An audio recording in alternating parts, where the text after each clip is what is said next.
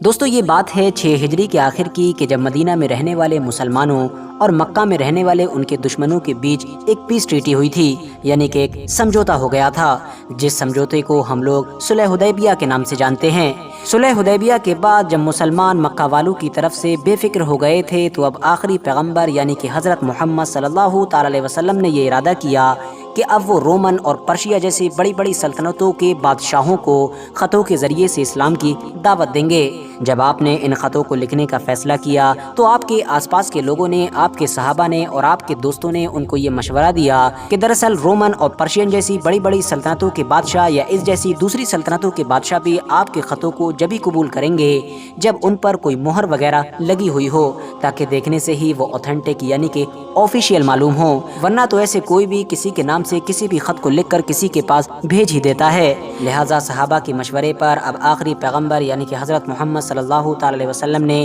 اپنے نام کی ایک آفیشیل انگوٹھی بنانے کا فیصلہ کیا۔ یہ انگوٹھی دراصل ایک چاندی کی انگوٹھی تھی جس کے اوپر محمد الرسول اللہ لکھا ہوا تھا۔ لکھا ہوا کچھ اس طرح سے تھا کہ محمد سب سے نیچے تھا، رسول بیچ میں تھا، جبکہ اللہ سب سے اوپر تھا، جو دکھنے میں بالکل اس طرح کی نظر آتی تھی۔ اس انگوٹھی سے اپنے خطوں پر مہر لگانے کے بعد اب حضرت محمد صلی اللہ تعالی علیہ وسلم نے ایک کے بعد ایک لگاتار اپنے صحابیوں کو الگ الگ علاقوں میں بھیجنا شروع کر دیا۔ جس صحابی کو بھی جس علاقے کے بارے میں زیادہ نالج تھی، زیادہ تجربہ تھا، وہ اس علاقے میں ان خطوں کو لے کر روانہ ہوا۔ اس طرح سے ایک کے بعد ایک لگاتار دنیا کے کئی بڑے بڑے بادشاہوں کو اس دور میں اسلام کی دعوت خطوں کے ذریعے سے بھیجی گئی تھی۔ اس انگوٹھی کو بہت زیادہ برکت والا مانا گیا ہے، اور یہی وجہ ہے کہ حضرت محمد صلی اللہ تعالی علیہ وسلم خود بھی جب واش روم وغیرہ جایا کرتے تھے تو اس انگوٹھی کو ہمیشہ اپنے ہاتھ سے نکال کر باہر ہی رکھ کر جایا کرتے تھے۔ ویسے تو حضرت محمد صلی اللہ تعالی علیہ وسلم نے کسی دور میں سونے کی انگوٹھی بھی استعمال کی تھی،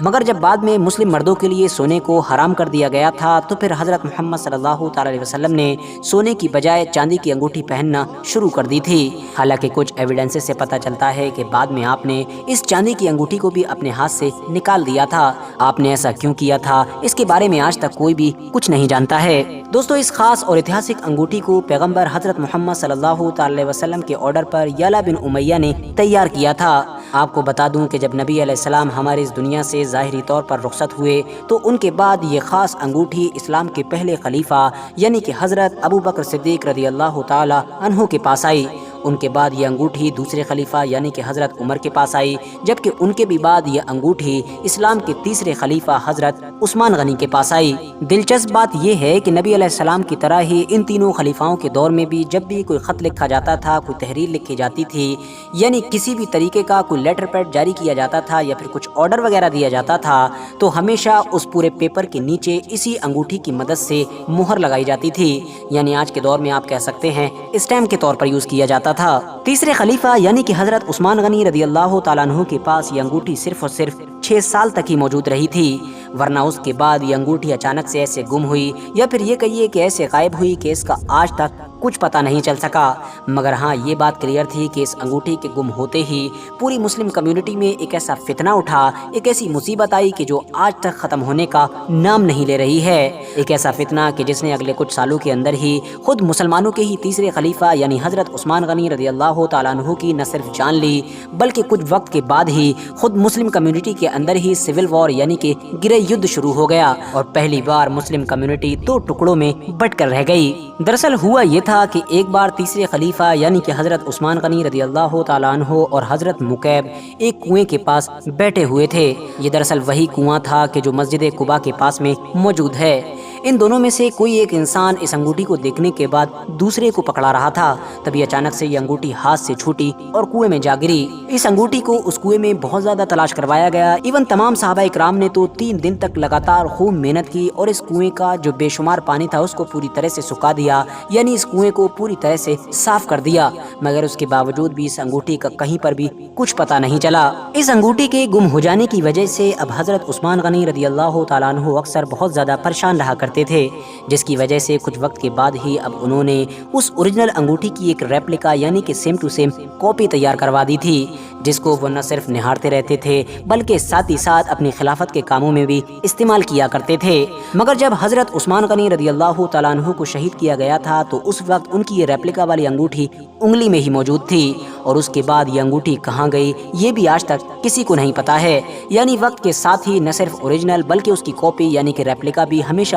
کے لیے کہیں غائب ہو گئی تھی، اور کچھ پتہ ہی نہیں چل سکا کہ آخر وہ دونوں انگوٹھیاں گئی کہاں۔ اس کے علاوہ یہ بھی کسی کو نہیں پتا ہے کہ یہ دونوں انگوٹھیاں یا پھر جو اوریجنل والی انگوٹھی تھی وہ اب دوبارہ کسی کو ملے گی بھی یا پھر نہیں ملے گی۔ حالانکہ کچھ مسلم اسکالرز یہ ضرور دعویٰ کرتے ہیں کہ کیونکہ یہ اوریجنل والی انگوٹھی حد سے زیادہ برکت والی تھی اور حضرت محمد صلی اللہ تعالی وسلم کی بہت زیادہ خاص انگوٹھی تھی، تو ہو سکتا ہے کہ خدا نے اس کو جان بوجھ کر اٹھا لیا ہو، کیونکہ اس سے پہلے بھی ہم لوگ دیکھتے ہیں کہ تابوت سکینہ یا پھر اس طرح کی پیغمبروں سے جڑی ہوئی جتنی بھی قیمتی چیزیں ہوا کرتی تھیں وہ وقت کے ساتھ لوگوں کے بیچ سے اٹھا لی جاتی تھیں۔ باقی پیغمبروں سے جڑی ہوئی کچھ پرانی نشانیوں کی طرح یہ انگوٹھی بھی قیامت سے پہلے ہماری اس دنیا میں واپس آئے گی یعنی کہ ظاہر ہوگی یا نہیں، اس بارے میں بھی کوئی کچھ نہیں کہہ سکتا ہے، اور نہ ہی اس طرح کی کوئی چیز کہیں پر مینشن کی گئی ہے۔ حالانکہ دوستو آج کے دور میں پیغمبر علیہ السلام کی اس انگوٹھی کی ایک ریپلیکا یعنی کہ ہو بہو کاپی ترکی کے توپکاپی محل کے میوزیم میں بھی موجود ہے،